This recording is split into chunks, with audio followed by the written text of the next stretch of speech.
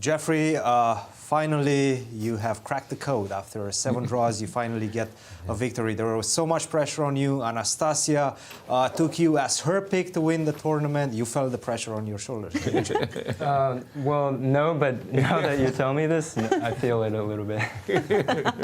And how does that feel to finally get the victory, especially with the black pieces? Yeah, okay, I guess it ruined my chance at 13 draws, but yeah, it feels good to break through for sure. Especially, it seemed like we were heading towards the same direction in the game. He went for a pretty safe approach with. By the way, did you anticipate the fantasy variation? No, I don't think he's ever played it, but luckily I played it myself for white, so I knew some things. And Queen takes d4 caught me by surprise, because usually. The move is knight d4, and yeah, there's some sharp continuation here after knight f6. I think it's like e5, knight g4, yeah, e6, yeah, bishop e6, bishop c4, and I think it's a draw, so he probably wanted to get a game with queen d4, but there I thought still seemed reasonable. Yeah, bishop e6. But wasn't it a bit strange that he played this move f3 and was still spending some time up to this point? Yeah, I wasn't sure what exactly he knew. What was his preparation? Whether he's recalling or he's sort of bluffing a little bit, like maybe he has some really nice ideas and wants to pretend like he doesn't know the position. So, yeah, I just thought, okay, bishop e6 just to get out of his prep, because I knew bishop e6 for sure cannot be like a main move. And then, yeah, here I think it's just equal. So knight e7 was maybe a clever way just to get knight g6 with a tempo. And I think the key in the position is to control the e5 square. So it made a lot of sense to me. So yeah, bishop d6, I think he wanted to force this endgame that we got, where he at least jumps knight f5. Do you feel like he was trying to pull the brakes at this point already? Yeah, I think so, because otherwise, if I get my blockade on e5, it's very pleasant. So knight f5, it seemed correct. And I think the critical moment, if we just keep going down, yeah, rook h8 was a good, I think it's a good try to fight for the h file. But the key, I think, is, okay, h4 is fine. And by the way, it does seem like right now the engines are recommending black as the favorite. Yeah, I slightly prefer black, but I think his main mistake was trading rook. Why do you prefer black? Because it does look like, okay, he has the bishop, he has more space on the king side. Why do you prefer black? I think it's due to my really nice knight on e5. And the pawn on f5 is overextended a little bit, so I can sort of target that in the future. So the pawn avalanche maybe is working against him on the king side. Yeah. h6, knight to e4, and you guys knight traded b6. off. But here I thought f6 immediately was maybe a better solution if you wanted to play f6. Because yeah, now he goes rook h6, and I don't think I can take. And the key is actually take on h6 or? Yeah, I don't think I can take on h6 because yeah, he'll get h7, knight g5. So rook h1. Rook to h1, yeah. h7, knight to g5. Or at least it wasn't clear how I win the pawn. So. Yeah, the point is actually very important that if I take on d1 after f6, he can take with the bishop, yeah, instead of g6. He takes with the bishop to avoid the nice. h file. Yeah. So now if you take on g7, that's winning. And if you go, well, if you cannot go g6, yeah.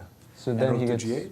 Yeah, but in general, fg should be just a draw. Closer. Yeah, it should be a draw. Got it. So this was the way for him to probably pull the brakes.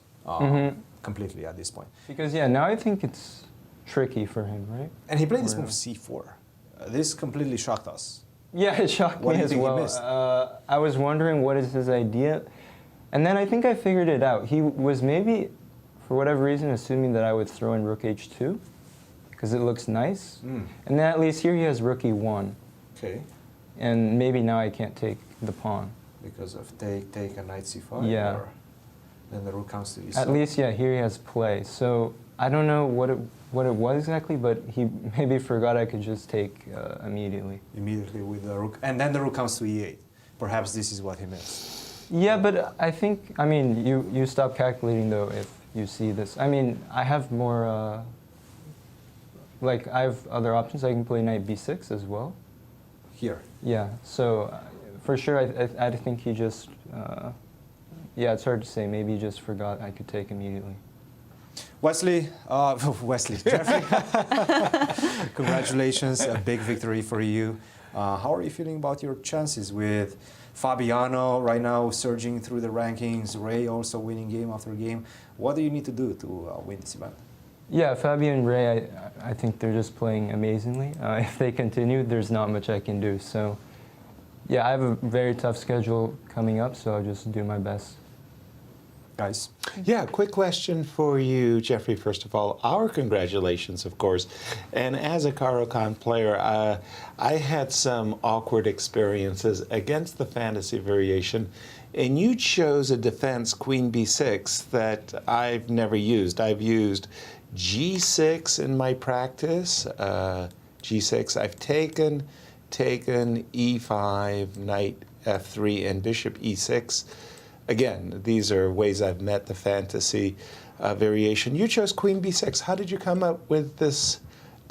I mean, it's an unusual approach for me. How did you come up with Queen b6? Yeah, it was actually a long time ago. I think when I first picked up the Caro-Kann back in 2012, I want to say. This is the line my coach taught me. So I sort of kept it. I mean, I dabbled with the other moves, like you said, d4, e5, and g6. I played for both colors. But I felt like, yeah, Queen b6, I don't know, it gave me good, like most of the variations seemed to be quite playable. So yeah, I prefer this one. Yeah.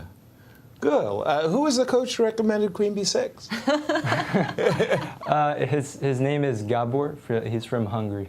Very, very nice. Queen b6. Now I'm going to have to go research it, but congratulations, Jeffrey. Thank you. Yeah, I have a question to Jeffrey. I mean, I think he's a professional chess player right now, and I was wondering what are the advantages to be a professional chess player these days, or advantages and disadvantages if you have some ideas? Yeah, well, there are definitely a lot of advantages and disadvantages. For me personally, I think I value the online opportunities a lot nowadays. So you don't necessarily have to just travel 24/7 essentially and make a living. Now with the online tournaments, it's very, very flexible, so I'm happy about that. And disadvantages, if you have any? Just to know. I don't want to. What are the downsides about defending d5? Yeah, I mean,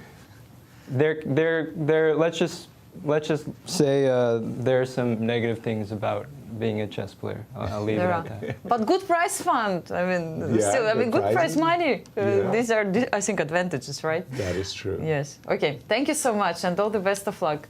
Absolutely. Now that we've got our